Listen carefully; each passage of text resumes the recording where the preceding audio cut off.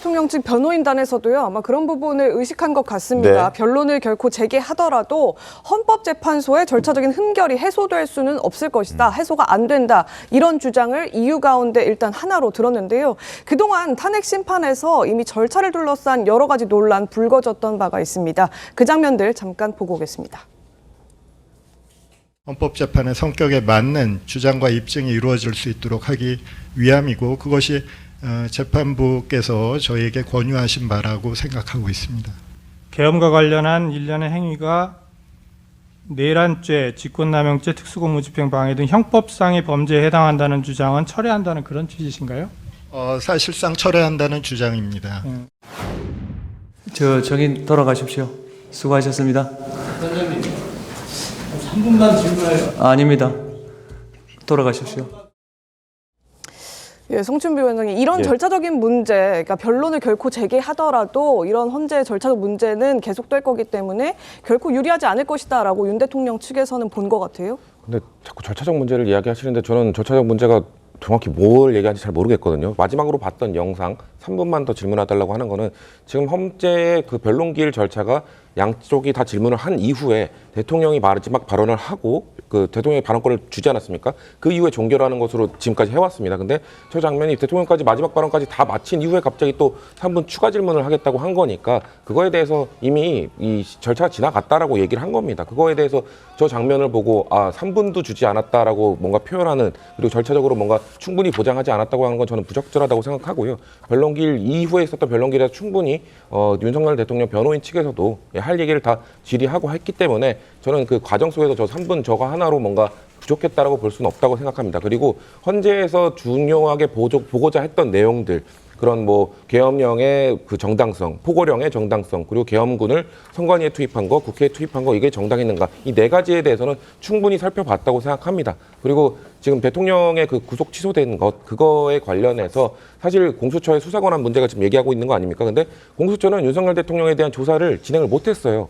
3차례 불렀지만 다 묵비권을 행사했기 때문에 사실상 윤석열 대통령과 관련된 조사 자료를 제출하지 못했고 헌재에서도 그거를 채택하지 않았습니다. 그렇기 때문에 윤석열 대통령이 그 헌재에 나와서 출석한 발언 그리고 중요 임무 종사자들이 나와서 한 발언 그걸로 충분히 그 네 가지 쟁점에 대해서 판단을 했기 때문에 충분히 뭐 이 절차적 그 완결성은 좀 갖고 있다. 다만 아까 그 한 분께서 그러면은 좀 평의를 좀 길게 해서 최대한 논란을 해소시키는 게 좋겠다고 말씀하신 거 저도 동의하는데요.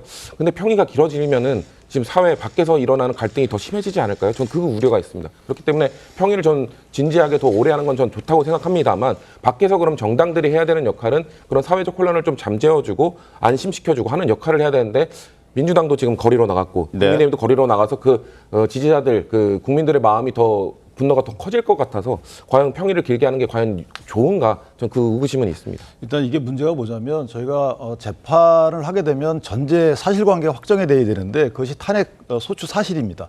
이 탄핵 소추 사실이 확정되지 않고 재판을 마친 거예요. 그러니까 공소사실이 특정되지 않고 재판을 마친 거와 진배 없습니다. 예를 들면 사실상 처리합니다. 이게 무슨 의미인지 모르겠어요. 처리한다는 건지 안 하는 건지. 내란죄를 처리하겠다고 그렇죠. 헌재 심판 중에 얘기한 거. 이게 처리한다는 건지 아닌 건지 명확히 이걸 매듭짓지 않고 재판이 지나갔단 말이죠. 이런 부분이 가장 큰 것이고 또 하나는 뭐 걸석 재판하는 과정 이런 건 저희가 문제도 삼지 않겠어요. 다만 제일 중요한 건 헌재법에서 규정하고 있는 그대로 따르지 않았다는 거죠. 지금 그 수사기록 갖다 보지 말라는 거잖아요. 근데 수사기록 갖다 봤어요. 근데 지금 검찰은 이거 주면 안 된다고 지금 거절했잖아요. 한덕수 총리 사건에서는.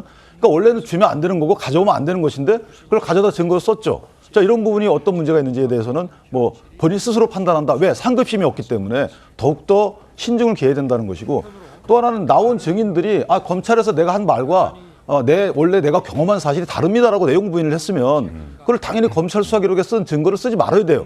근데 그냥 채택합니다. 자, 이런 것들이 일반 형사재판에서는 있을 수가 없는 일들인데 가장 권위적이고 헌법 해석의 최종권자인 헌재에서는 이게 몇 번이 나왔단 말이죠. 자, 이런 것들을 어떻게 이거를 헌재 헌법 그 원로 학자들도 이러면 안 된다고 하는데 이걸 어떻게 평의해서 이런 문제 갖고 충돌을 안 하겠습니까? 저는 개인적으로 평의 관련돼서 여러 가지 외압을 주는 건 안 좋지만 평의를 신중해야 되는 부분은 뭐냐면 각자의 의견이 정해질 때까지는 당연히 서로가 의논을 해야 되겠죠. 그래서 길어질 수도 있다 이렇게 생각합니다. 알겠습니다. 그리고 추가 변론에 대해서 지금 윤석열 대통령 측이 고심하고 또 고민하고 있는 이유 중에 하나가 바로 이 마은혁 재판관의 임명 가능성도 의식한 게 아니냐는 그런 얘기도 나오고 있습니다. 국민의힘에서는 구속 취소를 계기로 변론을 재개해야 한다.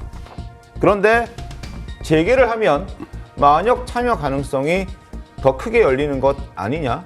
이런 우려들이 있어서 윤 대통령 측에서는 지금 고심 중인 것 같은 그런 상황이 좀 계속되고 있는 그런 것 같아요. 네, 지금 어쨌든 마은혁 후보자가 변론 재개를 하게 될 경우 이제 선고 기간이 길어지게 되기 때문에 그 사이에 최상목 대행이 임명을 하게 되면 인용에 손을 들 거다라는 그런 전망이 나오기 때문인 거잖아요. 그렇죠. 그동안 이제 변론에 참여를 안 했기 때문에 마은혁 후보자가 다시 헌법재판관으로 임명이 되면은 그동안의 과정을 다시 되돌아봐야 되니까 선거 날짜가 조금 늦춰진다 이 정도였는데 변론을 재개를 하게 되면은 만약에 마은혁 그 후보자가 재판관에 대해서 거기에 참여를 하면은 그 전거를 이제 되돌아보지 않고 이제 새로 시작되는 변론에 참여를 했다고 해서 선고를 할 수 있다는 이야기죠. 그런데 그 부분은 임명이 됐을 때 이야기인데 저는 지금 최상목 대행이나 나중에 그 한덕수 총리가 복귀를 하더라도 임명할 가능성이 상당히 낮다고 봅니다. 적어도 윤석열 대통령의 그 심리 과정에서는 왜 그러냐면은 그동안 11차에 걸쳤던 그 변론에 참여를 하지 않았어요. 참여를 하지 않고 변론을 속개한다고 해서 몇 번 할지 모르지만 그 상황에서 그냥 선거에 참여하는 것은 옳지 않다고 보고 저는 그리고 마은혁 재판관 같은 경우는 가령 헌법재판관으로서 적절한가 그 부분도 저는 참 좀 따져봐야 될 것 같아요. 헌법재판소라면은 우리나라 그 헌법의 기초에 대해서 다 가치를 평가를 하고 하는 기관이잖아요. 네. 그런데 가령 마은혁 재판관의 그동안의 이력 같은 것을 보면은 우리나라의 정체성에 맞는지 그 네. 부분도 한번 따져봐야 될 부분 같아요. 알겠습니다.